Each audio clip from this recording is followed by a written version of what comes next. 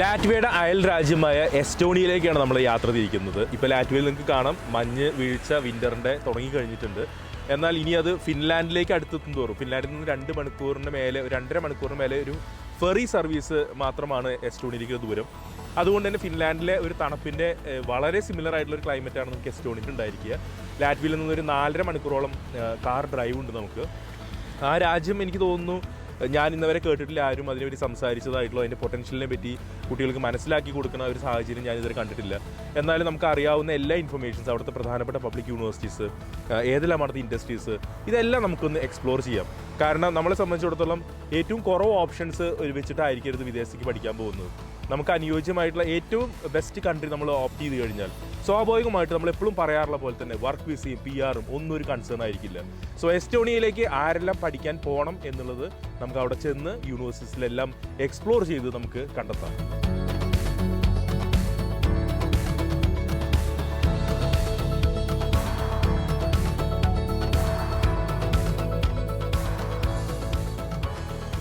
അങ്ങനെ ഏകദേശം 4.5 മണിക്കൂറിൻ്റെ ഡ്രൈവിന് ശേഷം നമ്മൾ ലാറ്റ്വിയയിൽ നിന്ന് എസ്റ്റോണിയയിലേക്ക് എത്തിയിരിക്കുകയാണ്. എസ്റ്റോണിയയുടെ ക്യാപിറ്റൽ സിറ്റി എന്ന് പറയുന്നത് ടാലിനാണ്. ടാലിനൊരു പ്രത്യേകത കൂടിയുണ്ട്. ടാലിൻ്റെ ഒരു ഏറ്റവും ഇമ്പോർട്ടൻ്റ് ആയിട്ടുള്ള പ്രധാനപ്പെട്ട ഒരു ട്രേഡിംഗ് പാർട്ട്ണറാണ് ഫിൻലാൻഡ്. അഥവാ ഏറ്റവും അധികം അവർ ഇൻട്രാക്ട് ചെയ്യുന്നതും ട്രേഡുമായി ബന്ധപ്പെട്ട കാര്യങ്ങൾക്ക് ഇൻട്രാക്ട് ചെയ്യുന്ന ഒരു രാജ്യം ഫിൻലാൻഡാണെന്ന് പറയാം. ഇവിടെ നിന്ന് ഫെറി സർവീസ് ഉണ്ട്. ഏകദേശം 3 മണിക്കൂറിന് താഴെയൊക്കെ ഉണ്ട്. നമുക്ക് ഫെറിയിൽ യാത്ര ചെയ്ത് കഴിഞ്ഞാൽ ഫിൻലാൻഡിൻ്റെ ക്യാപിറ്റലായ ഹെൽസിൻകിയിലെത്താം. അത് അത്ര കറക്റ്റ്ലി പൊസിഷൻഡാണ് ഈ ഒരു ടാലിൻ എന്ന് പറയുന്ന ഒരു ക്യാപിറ്റൽ സിറ്റി. ഇത് ഏകദേശം ലാറ്റ്വിയയുടെ പോലെ തന്നെ $40 ബില്യൺ GDP വരുന്ന ഒരു എക്കണോമിയാണ്. എന്നാൽ ഇവിടുത്തെ ഒരുപാട് പബ്ലിക് യൂണിവേഴ്സിറ്റീസ് ഇല്ല ലാറ്റ്വിയയെ പോലെ തന്നെ. എന്നാൽ ഇവിടെയുള്ള യൂണിവേഴ്സിറ്റീസ് അത്യാവശ്യം നല്ല റാങ്കുള്ള യൂണിവേഴ്സിറ്റീസാണ്. അതിനൊരു പ്രത്യേകത കൂടിയുണ്ട്. പലപ്പോഴും നമുക്കറിയാം, എനിക്ക് തോന്നുന്നു IELTS കാര്യം കൊണ്ട് പലപ്പോഴും ഓവറോൾ 6 ആണ് കുട്ടികൾക്ക് കാനഡയ്ക്ക് മുമ്പ് കിട്ടാറുള്ളത്. ചില ബാൻഡുകൾ 5.5 ഉണ്ടായിരിക്കും.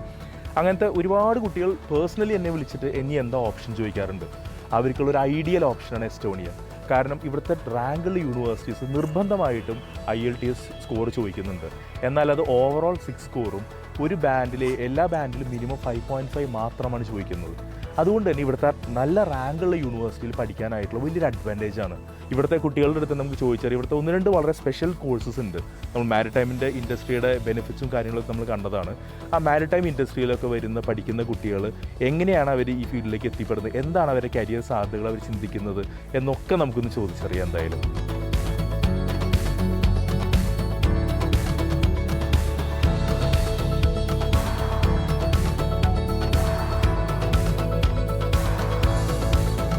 മാരിടൈം ഇൻഡസ്ട്രി എന്ന് പറയുന്നത് ഒരു വലിയൊരു ഇൻഡസ്ട്രിയാണ്. നമുക്കെല്ലാവർക്കും അറിയുന്നതാണ്. ലോജിസ്റ്റിക്സ് അല്ലെങ്കിൽ ഷിപ്പിംഗ്, വെയർ ഹൗസിങ്, ഇതൊക്കെ തന്നെ എനിക്ക് തോന്നുന്നു ലോകത്തിലെമ്പാടും ഒരു ട്രെൻഡായിക്കൊണ്ടിരിക്കുകയാണ്. പക്ഷേ പുറം രാജ്യത്തുള്ള കുട്ടികൾ എത്ര ഫോക്കസ്ഡ് ആയിട്ട് അതിനെ കാണണമെന്നുള്ളതിന് ഒരു ഏറ്റവും വലിയ എക്സാമ്പിൾ നമുക്ക് കിട്ടിയിരിക്കുകയാണ്. ടാലിൻ യൂണിവേഴ്സിറ്റി ഓഫ് അപ്ലൈഡ് സയൻസിൽ മാരിടൈം എന്ന് പറയുന്നൊരു ഡിസിപ്ലിനിൽ പഠിക്കുന്ന റെബേക്ക എന്ന് പറയുന്ന സ്റ്റുഡൻറ്റ് നമ്മളൊപ്പം ജോയിൻ ചെയ്യുന്നുണ്ട്. അവരെത്ര ഫോക്കസ്ഡ് ആയിട്ടാണ് ഇൻഡസ്ട്രിയെ കാണുന്നതെന്നുള്ളത് നമുക്ക് ചോദിച്ചറിയാം. So we all know that actually the prospects of a marine engineer is really huge and it's increasing on a daily basis. It will never come down. So you are very different because I have never seen such a focused student, because you are initially studying a maritime engineering program and then you would like to enter into the law related to the field. So what was the intention behind it? Usually somebody interested in the law sector, they will directly go for the legal studies.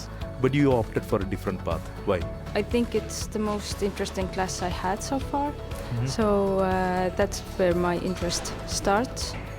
And we don't have a school for marine law, so I want to combine both marine and the law. Have you interacted with a lot of international students in your class, or only the students from Estonia? In my class we only have Estonian students, but in Taltech overall you have international students as well. Okay, yeah. So I think maybe a lot of students are just running behind the logistics alone, but I think the marine industry as such, it's growing like anything. So would you recommend this program and this university to the international students as well? Yes. Unfortunately, in Marine Academy, we don't have a bachelor's in English, but we have one master program in English. Okay. Yeah, so that one I can recommend. So I know that actually Europe means actually you have different countries, and many of the countries, or I would say each country has got different languages.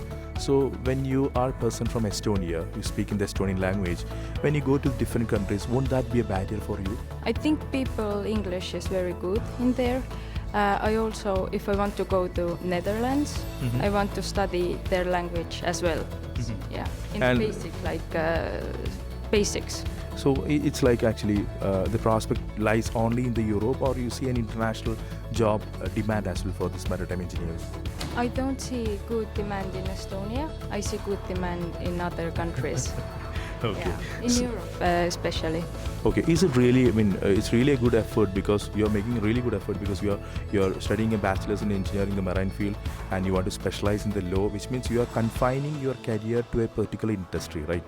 You're going only to the maritime industry. You don't have any other options basically, right? No, maritime industry, it's very big. You have many options. You can do cartography, you can do like port engineering, you can do maritime law, you can do some like green energy. Yeah. Understand. So which means you'll never get stuck with your career when you opt for this particular program maybe. If I want to go to marine law, I need to study more. I need to study my a new bachelor or a new master. Yeah, Okay. to get there. Yeah. Perfect. Anyway, wishing all the best wishes for you to build a career in the maritime industry. Thank you so much for joining the show.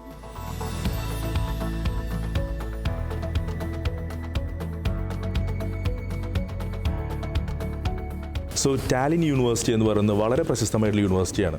പക്ഷേ നമ്മൾ you can fly എന്ന ഈ ഒരു programme വളരെ വ്യത്യസ്തമായിട്ടുള്ള ജീവിതങ്ങളും വ്യത്യസ്തമായിട്ടുള്ള കോഴ്സുകളും introduce ചെയ്ത് തരുന്നുണ്ട്. അതേസമയം എന്തൊക്കെയാണ് കുട്ടികൾ ഇൻ്റർനാഷണൽ സ്റ്റഡീസിലേക്ക് വരുമ്പോൾ എന്തൊക്കെയാണ് മനസ്സിൽ കരുതുന്നത് എന്നുള്ളതും കൂടെ നമ്മൾ പറഞ്ഞു തരുന്നുണ്ട്. നമ്മോടൊപ്പം ഇന്ന് ജോയിൻ ചെയ്യുന്നത് AOI എന്ന് പറയുന്ന ജപ്പാനിൽ നിന്നൊരു കാൻഡിഡേറ്റ് ആണ്. അവരിവിടെ പഠിക്കുന്നത് ടാലിൻ യൂണിവേഴ്സിറ്റിയിൽ മാത്രം സ്പെസിഫിക് ആയിട്ടുള്ളൊരു പ്രോഗ്രാം ഉണ്ട്, ഫിലിം മേക്കിങ്ങിലുള്ള മാസ്റ്റേഴ്സ് ആണ്. And that programme is taught in English. So let us know from her why she entered this industry and what is her career plan. So welcome AOI to the show. This is something very unique program because majority of the students, they think of the commercial aspect of a program when they invest some money. Do you expect a good demand for the job once you graduate from this university? Yes, I think so, yes. What was your career actually? Basically, during the bachelor's, what was the stream that you studied, and have you worked in between before coming here? What was your career? After I graduated university, I was working at the TV station in Japan, and I was a news video editor there. And then I was just doing editing, but I started to feel like I want to make own film, so I decided to study how to make a film myself. So very passionate about it. So I think even if you don't find a job in maybe just immediately after graduating, but I think you are going to make a filmmaker, being a filmmaker very soon. I'm also thinking maybe I'm gonna proceed with the PhD, Okay. but yes, I'm not sure. I think I should ask you this question as well. Birul, the main apprehension or the fear factor for the Indian students is that the language can be a barrier in Europe when they pursue the studies. So you are not from you are from Japan actually, and maybe a lot of people know the English there in that country, but not in Estonia, I think so. And that was a barrier for you, or do you feel it is still a block for you to communicate with the students, or you face any kind of discrimination from your faculty? No, I didn't feel any discrimination in Estonia. And then in university, everybody speak English. But when I go to some countryside of the Estonia, they don't speak English. They speak Estonia because it's in Estonia. But it was a bit challenging for me. So hopefully you'll have an internship kind of thing or anything like that? No, I don't do internship, but I'm planning to do the Erasmus program for my final semester. So actually, I'm planning to go to the Vienna for the next semester. Okay. Anyway, so it was really fantastic, and I think the conventional method of filmmaking is actually something that you don't study theoretically or technically so much because there was not so many programs at that particular point. But I think a lot of programs like this will definitely change the film field a lot, and definitely graduates like you certainly can make a difference, I think so. So wishing you all the very best for your career, and thank you so much for joining the show. Erasmus Exchange എന്ന് പറയുന്ന ഒരു programme എന്തുമാത്രം difference create ചെയ്യും ഒരു quality of education എന്നുള്ള അറിയാൻ വേണ്ടിയിട്ടാണ് ഒരു ഫിലിം മേക്കിങ്ങിൽ അഥവാ ഫിലിം പ്രൊഡക്ഷനിൽ പഠിക്കുന്ന ഒരു കുട്ടിയുടെ കാഴ്ചപ്പാട് ഷെയർ ചെയ്തത്. അതായത് അവർ ഫിലിം മേക്കിംഗ് എന്നുള്ള ഇൻഡസ്ട്രിയിൽ അവർ ജപ്പാനിൽ നിന്നല്ലാതെ ഒരു സ്പെസിഫിക് കോഴ്സിന് വേണ്ടി എസ്റ്റോണിയയിലെത്തി.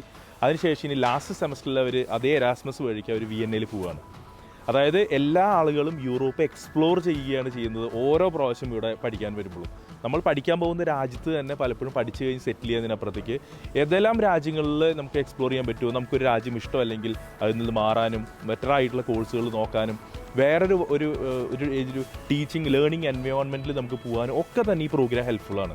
അപ്പോൾ നമുക്ക് ഇതേവരെ കണ്ടിട്ടില്ലാത്ത പ്രൊഫൈലുകൾ നമ്മൾ എന്നും യു ക്യാൻ ഫ്ലൈയിലൂടെ അവതരിപ്പിക്കാറുള്ളത്.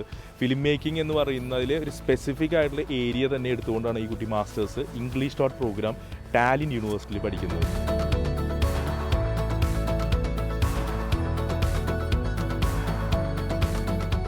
നമുക്കറിയാം രാമേശ്വരത്തിൽ നിന്ന് ഏകദേശം കൈയെത്തുന്ന ദൂരം പോലെ ശ്രീലങ്ക കാണാം എന്ന് പറഞ്ഞ പോലെ തന്നെയാണ് നമ്മൾ എസ്റ്റോണിയയിൽ വന്നു കഴിഞ്ഞാൽ ഇവിടെ ഒരുപാട് ക്രൂയിസുകൾ നിർത്തിയിട്ട് കാണാം. ഈ ഒരു 3 മണിക്കൂറോളം ഈ ഒരു ക്രൂയിസുകൾ നമ്മൾ യാത്ര ചെയ്ത് കഴിഞ്ഞാൽ നമുക്ക് ഫിൻലാൻഡിലെത്താവുന്നതാണ്. അത്രയും അടുത്താണ്. അതൊരു 3 മണിക്കൂർ താഴെ കണ്ട് മാത്രമാണ് സമയമുള്ളത്. നമുക്കതിൽ കാറ് നമുക്ക് കൊണ്ടുപോകണമെങ്കിൽ കാറ് കൊണ്ടുപോകാം. അതിൻ്റെ ഉള്ളിൽ ഫുൾ ഫ്ലെഡ്ജ് ആയിട്ടുള്ള പല രീതിയിലുള്ള സ്റ്റാർ ഹോട്ടലുകളുടെ രീതിയിലുള്ള ക്രൂയിസുകളുണ്ട്. നമുക്ക് നമ്മുടെ ബഡ്ജറ്റിനനുസരിച്ചുള്ള ഒരു ക്രൂയിസ് തിരഞ്ഞെടുക്കാവുന്നതാണ്. എന്തായാലും എസ്റ്റോണിയ തീർത്ത് നമ്മൾ ഇതുപോലൊരു ഫെറിയിലാണ് ഫിൻലാൻഡിലേക്ക് യാത്രയാകുന്നത്. എസ്റ്റോണിയ ബാൾട്ടിക് സ്റ്റേറ്റ് മറ്റ് ബാൾട്ടിക് സ്റ്റേറ്റായ ലാറ്റ്വി ലിത്വാനിയ പോലെ ചെറിയ രാജ്യമായതുകൊണ്ട് അണ്ടർ എസ്റ്റിമേറ്റ് ചെയ്യാനായിട്ട് ഒരിക്കലും സാധിക്കാത്തതാണ്. കാരണം ഡിജിറ്റലൈസേഷന് വളരെ ഒരു നിലയിൽ തന്നെ നിൽക്കുന്ന രാജ്യമാണ് എസ്റ്റോണിയ. ഇവരെ ഏകദേശം 2014 മുതൽ ഈ റെസിഡൻസി എന്ന് പറഞ്ഞ കൺസെപ്റ്റ് കൊടുക്കുന്നുണ്ട്. അതായത് വെറും ഒരു $100 ലോകത്തിൻ്റെ ഏത് ഭാഗത്തു നിന്നും ഒരു വ്യക്തിക്ക് ഇവിടെ ബിസിനസ് തുടങ്ങാം. അതിനർത്ഥം തെറ്റിദ്ധരിക്കരുത്, കുട്ടികൾക്ക് ഇവിടെ പഠിക്കാൻ വരുമ്പോൾ റെസിഡൻസ് പെർമിറ്റ് എടുക്കുന്നതും ഇതുമായിട്ട് യാതൊരു ബന്ധമില്ല. അതുപോലെ തന്നെ വിസ കിട്ടുന്നതുമായിട്ട് യാതൊരു കണക്ഷനും ഇതിനില്ല. ഒരു ബിസിനസ്സിന് ഒരു ഓൺലൈൻ ആയിട്ടുള്ള രീതിയിലുള്ള ഒരു ബിസിനസ് സ്റ്റാർട്ട് ചെയ്യാനുള്ള ഒരു അവകാശം മാത്രമാണ് ഈ റെസിഡൻസി എന്ന് പറയുന്നത്. അതേപോലെ തന്നെ ഓൺലൈൻ ആയിട്ടുള്ള വോട്ടിംഗ് സംവിധാനം, അതേപോലെ തന്നെ ഓൺലൈൻ ആയിട്ടുള്ള residence permit, online ID card, എന്നിങ്ങനെ ഒരു എല്ലാ സർവീസസും ഓൺലൈനാണ്. ഒരു വ്യക്തിക്ക് ഗവൺമെൻറ് ഓഫീസിൽ പോയി നേരം കളയേണ്ടെന്നർത്ഥം. അത്രയും ഡിജിറ്റലൈസേഷന് മുൻനിരയിലാണ് എസ്റ്റോണിയ.